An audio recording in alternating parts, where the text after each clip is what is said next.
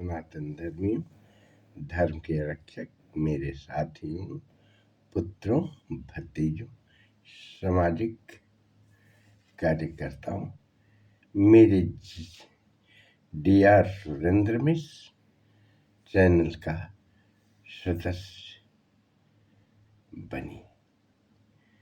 Doctor Surendra Indrajit मेरे channel का नाम है। जब जब जब हुए धर्म की हानि, बाढ़ें असुर अधम अभिमानी, तब तब प्रभु धरे अधम शरीरा और हरे भव। भव मतलब भय, सागर, संसार के भयों को दूर करते हैं। मेरे प्यारे साथियों, जब चित्रकूट में सीता और राम का वनवास हो चुका था, वन में ये बात लक्ष्मण तक नहीं जानते थे।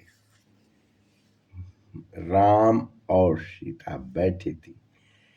कहा श्री रामचंद्र ने, अब हमें नर लीला कुछ करना है, अतः वास्तविक सीता आप अग्नि में बैठ जाएं और अपनी छाया को दें, जिससे मैं नर लीला कर सकूं और अर्थात दुष्टों का संहार कर सकूं। मां सीता कही ठीक है।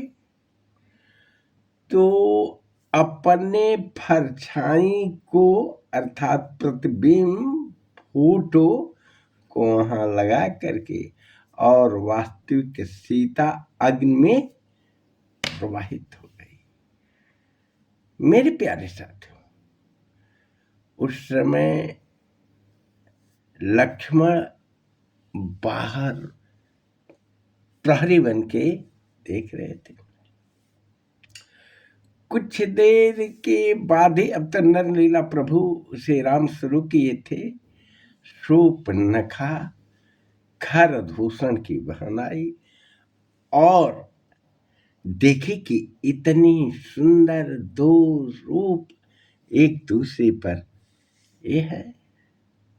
वो अपना प्रस्ताव राम को देती है कि आप मुझसे विवाह कर लीजिए। मेरी सुंदर कोई, आपके समान कोई सुंदर नर नहीं है, मेरे समान कोई सुंदर नारी नहीं। रामचंद्र जी कहते हैं कि मेरा तो शादी ये से हो गया है। बाहर लक्ष्मण मेरा अनुज खड़ा है और जाकर के उससे विचार कर लीजिए।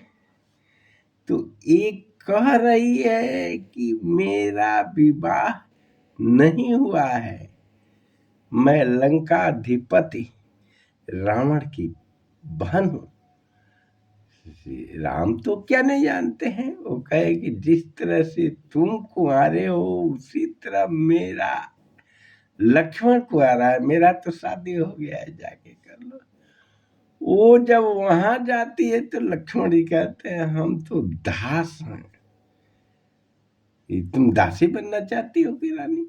यदि मेरे से शादी होगी तुम दासी हो जाओगी और उनसे शादी होगा तो राम है। इस तरह से घड़ी के पेंडुलम की तरफ यहाँ वहां यहाँ वहां। अब सीता कहते हैं कि उनको देखते देखते वास्तविक सीता ये थी, ये परछाई थी। जब शूर्पणखा झपट्टा मारती है, राम इशारा करते हैं कि ये जब उसको बताया नहीं, बार बार कहने पर कान से कुछ सुनती नहीं है और अपना सुंदरता पर से गुमान है, तो नाक इज्जत को कहते हैं, इज्जत या शान। इसका नाक काट लो। और जब एक कान से कितना समझाने पर नहीं सुनते, कान काट लो। जब सुंदरता भंग करने के लिए लक्ष्मण से आग्रह जब राम करते हैं, वो नाक और कान काट करके इनको दे देते हैं। तो शूर्पणखा जिसका शादी विद्युत जिह्वा रावण करा दिया था अपने बहन का, तो उसको राम अरे रावण स्वाभिमानी था, इस पर उसका मर्डर करा दिया था। तो ये शूर्पणखा नाक और कान को हाथ में लेकर के अपने भाई खरदूषण के पास गई, और खरदूषण जब बेग में कहा कि जाकर के हमारा ये लोग अपमान किए हैं, हमसे शादी करना चाहे, हम नहीं किए हैं, तो हमको व्यवस्थित काट दिया है। अब शूर्पणखा की बात सुनकर खरदूषण बहुत बलवान था, रावण के जैसा ही बलवान था, दुष्ट प्रकृति था। इसे समाप्त करने के लिए जब राम से आए, राम लक्ष्मण उसको मार दिए। तब शूर्पणखा अपने भाई रावण के पास जाती है और कहती है कि देखो, तूने मेरा कितना ये किया, तुम बहुत स्वाभिमानी वीर बलवान बनते हो, और दो आकर के हमसे व्यभिचार करना चाहे, शादी करने चाहे। जब मैं विरोध की तो हमें कुरूप देखो, ये नाक और कान काट के मुझे दिया। रावण कहता है कि तुम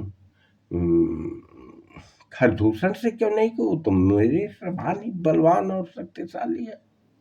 कहा कि वो गए थे और उनको ये दोनों ने मार दिया। रावण बहुत बड़ा विचलित हुआ, अरे बाप रे, जो खरदूषण को मार दिया, अब तो इसका मतलब कि पृथ्वी पर राम अवतरित हो गए। राम के सिवाय परम ब्रह्म विष्णु लोक श्रीपति कोई मार नहीं सकता है। तो अब क्या किया जाए, वो तो जानता ही था परम ज्ञान विज्ञान। तो जब वहां कहता है कि यदि हम जाऊं, उनके शरण पड़ जाऊं, तो ये मेरे कुल खानदान का अभिमान टूट जाएगा, और नहीं जाता हूं तो ये बहन है, इसके पति को मैं ही अनुशासन में मरवाया, और मेरी समान भाई खरदूषण बलवंता मारा गया, तो मैं क्यों नहीं इन दोनों से बैर ले लूं और अपने कुल खानदान सबको तार दूं। तो जो सीता को और राम धन जो कि बाएं हाथ से उठा करके दाहिने हाथ से लिप करके सीता रख देती है, और उस को ये धनुष यज्ञ में शादी सीता को पाने के लिए गया था, तो वो नहीं जानता था कि सीता ऐसा नहीं कर सकती है, और वो सीता क्या उसको मार सकता, उठा सकता था।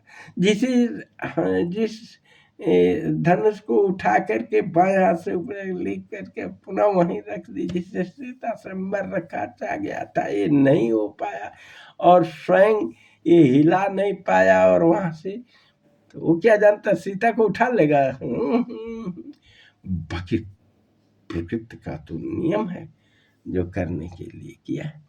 अब मेरे साथ हूं, तो सीता तो वास्तविक थी नहीं, परछाई था। गया और ब्राह्मण का वेश बन के भिक्षाम दी, भिक्षाम दी, भिक्षा जब आती है उठा लेता है और पुष्प विमान चल देता है। सीता छटपटाती हैं, अपना एक गिराती हैं, गिराते गिराते गिराते, इसके बाद तो आप जानते हैं मेरे प्यारे साथियों, ये और उसी सीता को जटायु कितना क्या होता है पूछते हैं राम, ही खग मृग मधुकर श्रेणी, तुम देखी मेरी सीता मृग नैनी। जब कोई नहीं बताता है तो वही जटायु से युद्ध हुआ था, जटायु ने बताया। और अंत में वहीं से इतना होने के बाद से लंका तहस नहस कपि लंका जारी, उलट पेट के जारी। उसके बाद सीता आई और जब वही परीक्षा हुई अग्नि का तो वास्तविक परछाई जल गई, वास्तविक सीता आई। यही सीता वास्तविक सीता, अग्नि परीक्षा नहीं किया गया बल्कि वास्तविक सीता निकली। मेरे प्यार साथियों, मेरे जागो हिंदू ब्राह्मण टाउन के जरूर करें और चैनल को सब्सक्राइब करें। जय हिंद, जय भारत, जय सनातन।